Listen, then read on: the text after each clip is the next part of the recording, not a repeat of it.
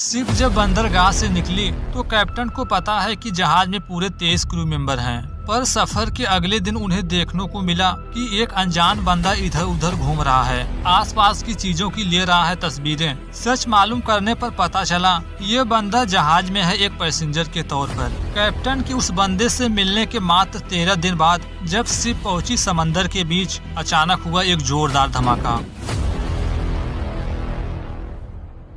30 जून सन 2012 को ये है देश अमेरिका के दक्षिण में स्थित न्यू ऑरलिन्स पोर्ट। यहाँ एक कंटेनर शिप MSC फ्लेमिनिया पर कार्गो लोड किया जा रहा है। कार्गो में लगभग 3000 से ज्यादा कंटेनर्स रहेंगे। आज का दिन काफी अच्छा था। लोडिंग खत्म होने से पहले सूरज ढल चुका है। इस 30,000 कंटेनर में लगभग सभी तरह के सामान लोड थे।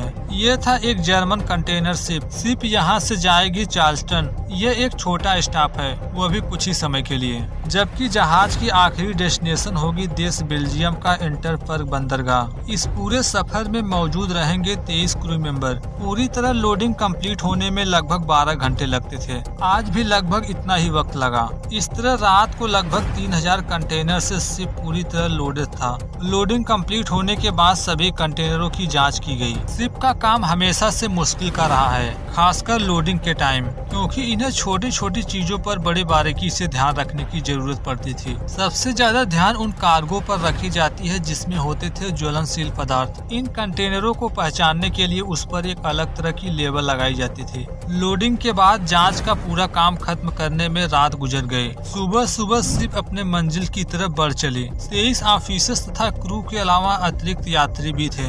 इस तरह शिप के माध्यम से यात्रा पूरी करना आसान तो नहीं था और सही तरीका भी नहीं है। इससे अच्छा तो होगा कि आप प्लेन से जाएं। शिप की तुलना में प्लेन से यात्रा काफी जल्दी पूरी होगी। पर एक जोनी रोसेन नाम का बंदा प्लेन से आसान रास्ता चुनने की बजाय शिप का रास्ता चुना। उसकी नजर से ये सफर भले ही बोरिंग है, पर है उससे कई गुना ज्यादा मजेदार। उसके पास यूरोप का टिकट था, इसलिए आसानी से सवारी करने की परमिशन मिल गई। अगले दिन 1 जुलाई शिप पहुंच गई चार्ल्सटन, जहां पर कुछ कंटेनर को शिप से उतारा गया तो कुछ को किया गया लोड। लोडिंग कंप्लीट होने पर शिप वापस से अपने मंजिल की तरफ बढ़ चली।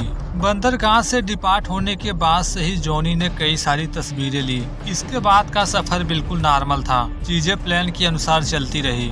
2 से 3, 3 से 4 पूरे 13 दिनों के सफर के बाद फाइनली शिप पहुंच गई समंदर के बीच। अटलांटिक महासागर का आधा से ज्यादा का सफर कंप्लीट हो चुका था। अब तक सब कुछ नॉर्मल चल ही रहा था। तभी 14 जुलाई सन 2012 को शिप के सेंसर ने कुछ समस्याओं का पता लगाया। सेंसर पर ध्यान देने पर कैप्टन को पता चला कार्गो होल्ड नंबर 4 से धुआं आ रहा है। धुआं आने का एक ही मतलब है, जरूर किसी कंटेनर में आग लगी होगी।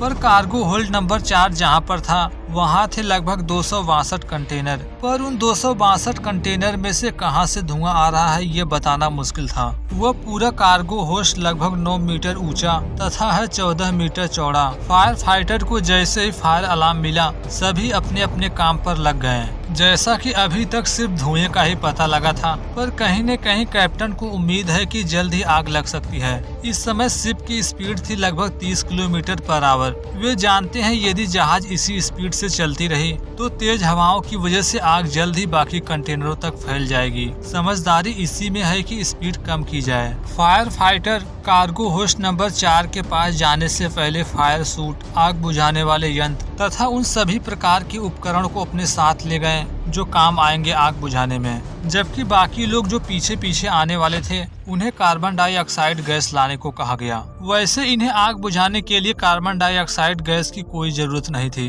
क्योंकि कार्गो में पहले से ही कार्बन डाइऑक्साइड छोड़ने के लिए एक सुराग था। ये सुराग सभी कार्गो होस्ट में थे।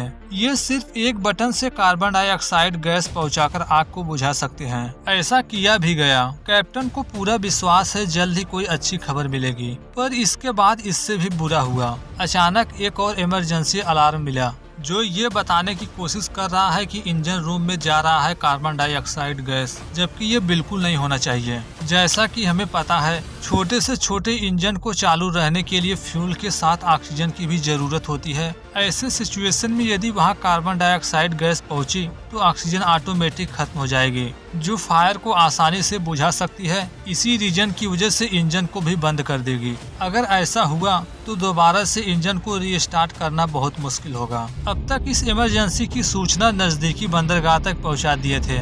इनके मदद के लिए जल्दी हेलीकॉप्टर भेजी जाएगी, पर इतनी जल्दी नहीं, क्योंकि ये अभी भी अटलांटिक ओशियन के काफी अंदर हैं। यदि इन्हें मदद चाहिए तो कैसे भी करके इन्हें और करीब जाना होगा। किस्मत इतनी खराब है कि इंजन के साथ ही पंगा हो गया। जबकि आग बुझाने पहुंचे फायर फाइटर ने देखा धुआं तो कम हो ही नहीं रहा, बल्कि बढ़ता जा रहा है। सभी यही सोचने पर मजबूर थे, अभी तक तो कार्गो होस्ट नंबर 4 में कार्बन डाइऑक्साइड गैस छोड़ दी गई होगी, धुआं कम होना चाहिए, पर यहाँ तो बढ़ता जा रहा है। इस समय जो भी सिचुएशन है, फायर फाइटर का यही उद्देश्य था कि कैसे भी यहाँ से आग पर काबू पाया जाए। देरी किए बगैर CO2 गैस के पाइप को फैलाने लगे। पाइप को वहाँ तक पहुँचाना थोड़ा सा मुश्किल था। जब तक ये कुछ कर पाए बहुत देरी हो चुकी थी। अचानक से हुआ एक जोरदार धमाका। कंटेनर रॉकेट की तरह डेक से उड़ गए।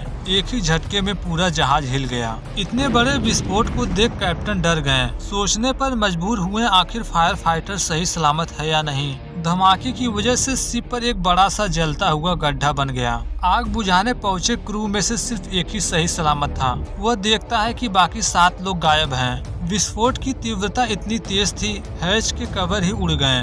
कई सारे कंटेनर समंदर में गिर रहे थे। शिप पर अभी भी हजारों कंटेनर हैं। डर इस बात का था, अगर एक और विस्फोट हुआ तो इम्पैक्ट इससे भी बड़ा होगा। इस समय कैप्टन की सिर्फ एक ही जिम्मेदारी है, सभी क्रू मेंबर का जान बचाना। अगला धमाका हो इससे पहले सभी क्रू को नीचे उतारना था। पूरे शिप में इमरजेंसी डिक्लेयर कर दिया गया। कहा गया कि हम सभी को शिप छोड़ना होगा। इसी के साथ बंदरगाह पर कई बार मेडे मेडे का कॉल किए। इस समय शिप था एक चलता फिरता टाइम बम के समान। शिप के पीछे के साइड एक लाइफ बोट था।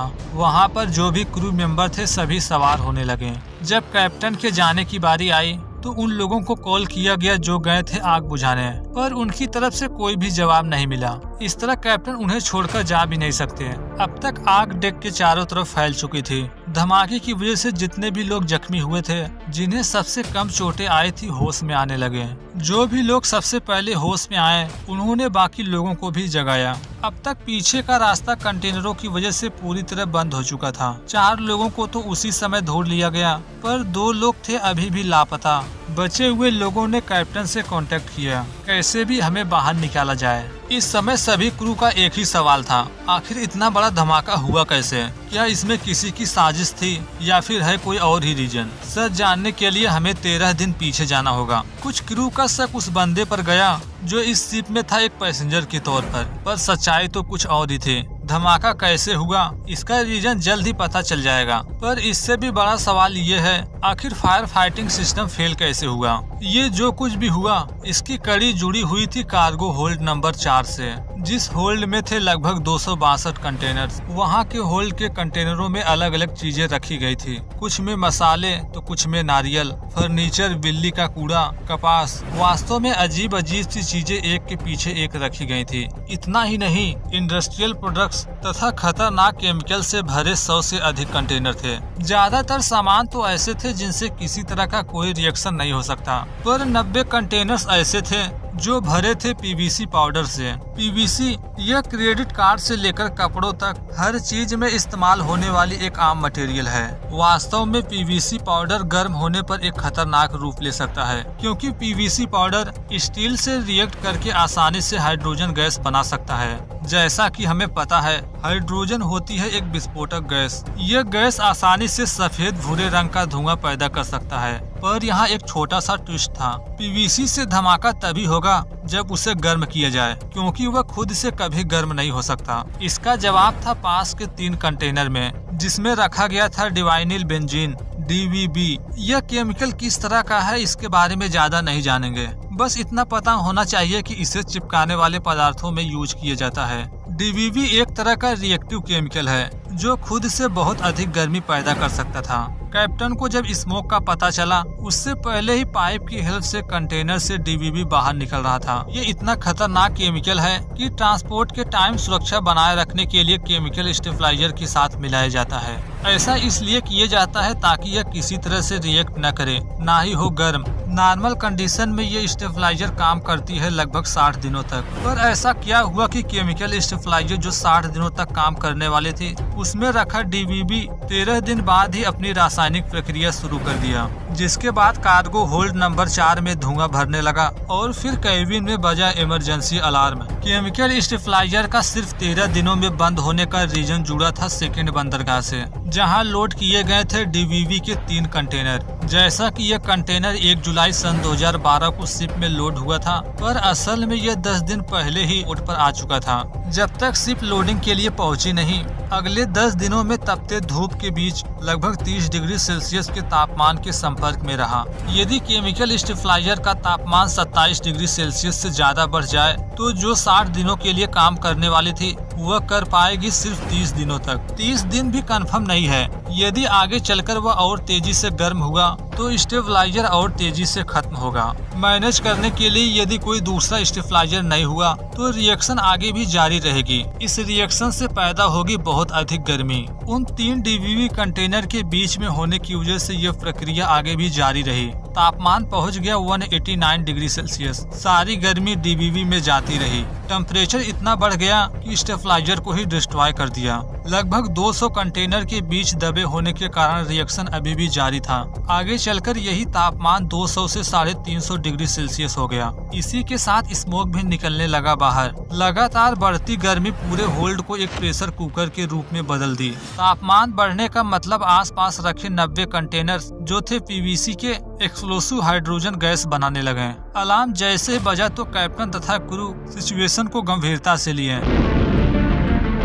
पर उन्हें अभी तक ये नहीं पता कि आखिर गलती हुई कहाँ है। देरी किए बगैर कार्बन डाइऑक्साइड गैस छोड़ी गई, पर इससे कोई फर्क नहीं पड़ा। कार्गो होल्ड के लिए कार्बन डाइऑक्साइड सिस्टम में एक गलत कनेक्शन हो गया है। आग बुझाने के लिए जिस गैस को होल्ड नंबर 4 में भेजना था वह जाने लगा इंजन रूम में। इंजन रूम में रॉन्ग अलार्म का पता चलते ही वापस से स्टार्ट करने की कोशिश की है, मगर कार्बन डाइऑक्साइड गैस की वजह से इंजन रूम में वेंटिलेशन तथा बॉयलर बंद हो गया। इसी वजह से बंद पड़ गया था मेन इंजन। अब तक जो भी गलतियां हुई, कैप्टन उसे भूलकर सभी क्रू मेंबर की जान बचाने पर ध्यान दिए।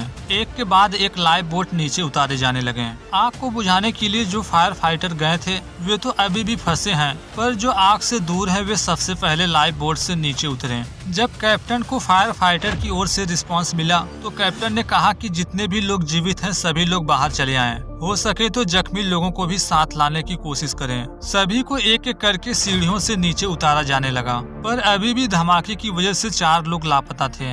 आग इतनी भड़क चुकी थी कि जो बंदा उन्हें ढूंढने गया था न चाहकर भी उसे वहां से वापस लौटना पड़ा। लौटते लौटते उसे एक शख्स मिला जिसे लेकर बचे हुए लोग भी लाइफ बोट में बैठ गए। पूरी कोशिश के बावजूद 3 लोगों को शिप में ही छोड़ना पड़ा। धमाके की वजह से आग में जलने वाले फायर फाइटर की कंडीशन बहुत खराब थी। जो सबसे करीब थे उनके ना ही बाल थे ना ही आईब्रो, जल गए थे बुरी तरह। जितना जल्दी हो सका शिप से दूर होने की कोशिश किए, क्योंकि कभी भी हो सकता है दूसरा धमाका। लगभग 10:07 पर कोस्ट गार्ड को एक इमरजेंसी सिग्नल मिला। इस समय एक जर्मन ऑयल टैंकर शिप सबसे ज्यादा नजदीक था। वे जल्दी से घटना स्थल पर पहुंचे। लाइफ बोट में सवार लोगों को शिप में लिए। उनमें से एक बंदा इतनी बुरी तरह जल गया था, जल्दी इलाज न मिलने पर उसकी वहीं डेथ हो गई। इस तरह कंटेनर शिप फ्लेमिनिया में लगभग 4 लोग मारे गए थे। आग पर काबू पाने में ही कई दिन लग गए। शिप जब पूरी तरह कंट्रोल में आया तो उसे यूरोप ले गए, जहां से 9 सितंबर सन 2012 को जर्मनी ले जाया गया। इस पूरे इंसिडेंट में 2 गलतियां हुई। पहला तो ये था कि डीवीवी जैसे केमिकल को इतने गहराई में नहीं रखना चाहिए, जबकि दूसरा ये है कि क्रू को पता ही नहीं होता कि किस कंटेनर में क्या है, इसलिए आगे चलकर रूल्स में बदलाव किए गए हैं। जिस भी कंटेनर में कोई एक्सप्लोसिव मटेरियल हो तो उस पर लगा दिया जाता है एक अलग तरह का बैच, ताकि शिप पर उसे किसी सेफ जगह पर रख सकें। पर